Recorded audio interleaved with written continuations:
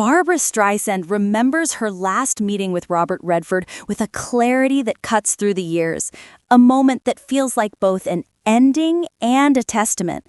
It was a lunch, simple in setting, but charged in meaning. Streisand says that when Redford came to lunch, they talked about art. They decided to send each other their first drawings. That choice, it's intimate, vulnerable, not the kind of thing many public figures share. It shows how after decades, they still found common ground in freshness, in trying something personal. Streisand is 83. Redford died on September 16, 2025, in his sleep, at his home in Sundance, Utah, surrounded by loved ones, aged 89. The cause of death has not been publicly disclosed. From his publicist, the confirmation was quiet. The place he loved, surrounded by those he loved. The kind of phrasing that hints at peace, but also at the weight of what's been lost. In her tributes, Streisand paints both contrast and connection. She recalls that on the set of The Way We Were, 1973, every day was exciting, intense, and pure joy. Yet, they were such opposites. Redford from the world of horses, her allergic to them. Redford reserved, more reticent. She outspoken and bold. And yet that contrast didn't distance them. It drew them in. They kept trying to find out more about each other, she says. Just like their characters, Katie Morosky and Hubble Gardner, kept seeking understanding across difference in that film. Streisand calls Redford charismatic, intelligent, intense, always interesting, and one of the finest actors ever.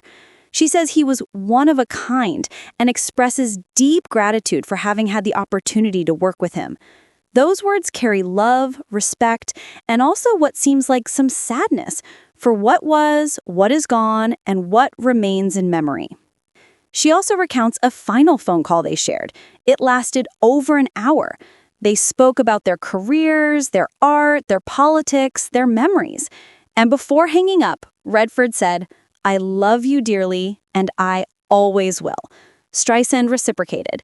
It's a closing moment that seems to carry both closure and continuity. Their connection could still reach that far. To understand how special their bond was, you have to go back to The Way We Were. Redford was initially hesitant about taking the part of Hubble. He felt the character was underwritten compared to the role Katie has. Streisand, together with the director Sidney Pollack, worked to adjust parts of the script so Hubble would be more equal in presence. That shows early on that their relationship off-camera involved negotiation, respect, and care.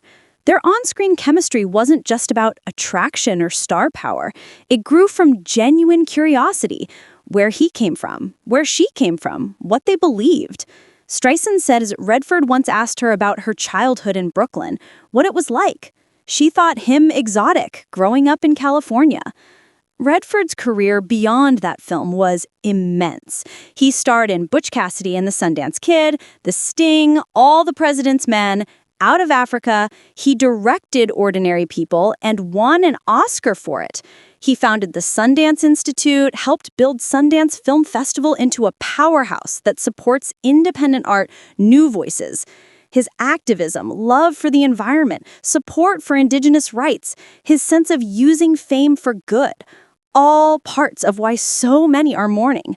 Public reaction to Redford's death has been immediate, heartfelt, widespread. Jane Fonda said she can't stop crying, calling him a beautiful person in every way, who meant a lot to both her and to what America stands for. Meryl Streep called him one of the lions, adding, "Rest in peace, my lovely friend." Directors, actors, writers, environmentalists, all are speaking of his legacy. The Sundance Institute released a statement about how his vision launched a movement that redefined cinema, gave voice to independent voices.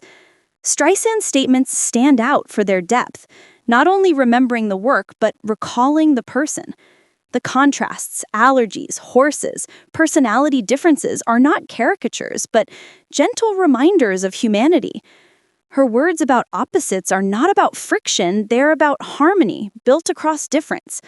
The drawings they plan to exchange, it's almost symbolic of how two artists, different in style, temperament, maybe in worldview, still saw beauty in each other's first strokes. There's another layer.